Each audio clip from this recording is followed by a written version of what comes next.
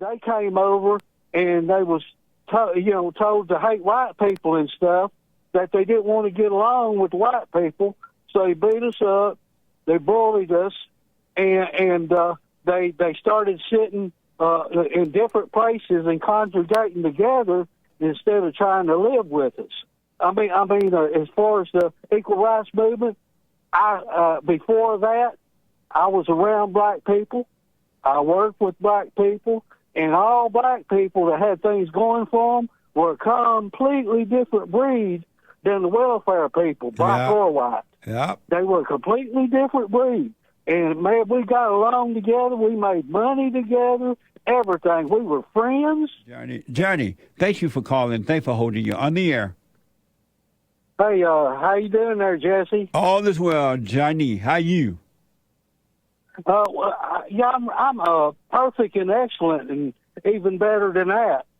But anyways, I wanted to, I've heard you talk about you was raised on a plantation in Alabama, and I'm from I was born and raised in the swamp in West Memphis, Arkansas, and I'm in my 70s, and I was raised in segregation, and I just wanted to speak about the system, the school system, and the equal rights stuff and all that stuff for 1 minute. I'll make it brief. In school, we were in the white school. We were divided in a B, C, D, and E class according to how smart we were and our finances, because they didn't want the dumb son of a bitches like me. Sitting with the rich people, and contaminating their A class. And this is the white school under segregation. Okay, in junior high, they desegregated. The federal government moved in, and they brought in a handful, I think 3 black people. There was a girl and 2 boys, and I made friends with one of the boys because we was in the same class, and we played all the sports, football, basketball, all that stuff, and later on in high school, they brought in a whole group of people and shut down the black school. The black school had their own school, so they closed it down and moved all the black folk over to the white school. And what happened? It was like they was trying to force us to live together, think exactly alike, and all this. And the problem is that the blacks, because of they were so poor and lived in welfare conditions, they came over and they was told to hate white people and stuff, that they didn't want to get along with white people, so they beat us up, they bullied us, and they started sitting in different places and congregating together instead of trying to live with us. And what they did, because the black school had a lesser education than the white school, and by the way, the town I lived in was mega rich. We had 5 factories. We were home of American greeting card. You've heard of that, right? Yes. American greeting card? Yes. Well, anyways, we was a very wealthy town, and so what they did, they started dumbing down all the white people so that the black people could move in, and they didn't want an education. And I come from poverty, by the way. I didn't come from privy, and I made my own life. I've been homeless 2 or 3 times, and I've been across the country 2 or 3 times. I'm a construction worker, and it was a rough life.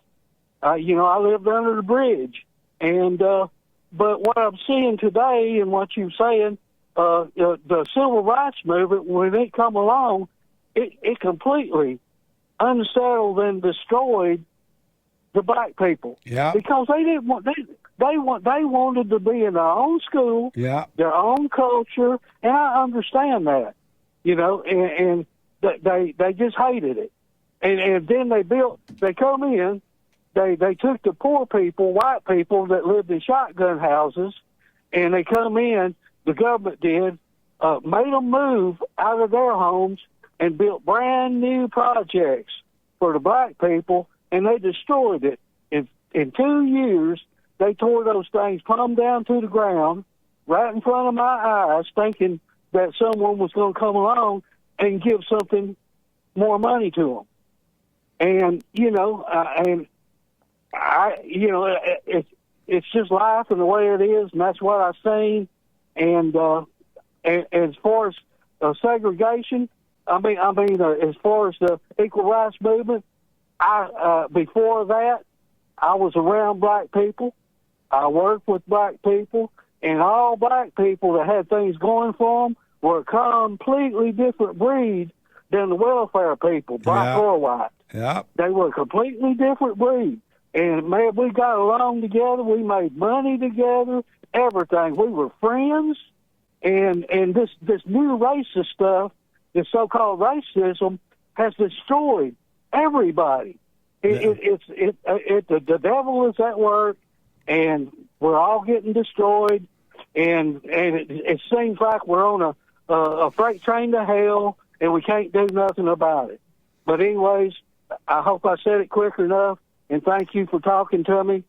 Johnny. And one more thing I want to say, I used to go to this little juke joint and watch the black music back when I'm a musician, master musician. And I played with a lot of black people, and they're the greatest musicians in the world, by the way. And their music they had more fun than the white people. They had better music, and they look and smelled real good too. So and I had a damn good time, and it caused me to go in and be a musician because I wanted to be like some of the people. I've met Albert King, and I met Sun Seals, and I'm in my 70s now, and we had the best blues in Osceola, Arkansas, than they've ever seen in the South. We was on the Blues Highway, Highway 61. Amazing. Okay? Johnny, I do want to tell you, you're absolutely right. I remember the good old days when it was that way. I remember when the civil rights movement started, and it was the worst thing other than abortion that ever happened to the blacks. And I remember that the blacks and the whites got along in the South, down in Alabama.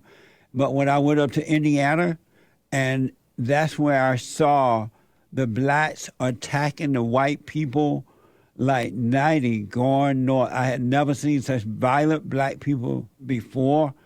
I went back to Indiana because I was afraid. I was young and I was afraid to be around the violent blacks. But they got along better in the South than they did up north and anywhere else. And it was. They still do. And they still do. I was just down there. And it reminded me of the good old days. It was amazing. And I saw more black people, and I'm like, wow, I forgot black people work. Because everywhere I went, just last week, everywhere I went, black people were working. White people were working. They were treating each other the way they would like to be treated. You did not have all this mess going on like they're doing now in the big cities and things like that. So you were absolutely right, man, and I absolutely appreciate your call. Thank you for that. When in a small town of 6,000 people, you look around, it's a small town, but the black working people, man, they were driving big, badass, brand new cars and looking good, man. I'm telling you. Yeah. And I used to sit around the juke joint. There's a little old town. I used to go to the juke joint too. It was amazing. Juanita's Club, it was called. It was a shotgun shack with a potbelly stove sitting in the middle of the living room with cardboard on the walls. They used to have the best chicken sandwiches ever. and I used to sit in there. She'd let me drink beer in there, Juanita would. Yeah. But it was all black, and I used to listen to the old black people come in there and talk about the good old days. Yeah, absolutely. Johnny, I got to run, but thank you for reminding me of the good old days. I appreciate it. All right. Thank you, Jesse. Bye. Bye, buddy. Call me again, Johnny. Amazing. Thank you, Grandpa. Tell me about the good old days. All this other mess?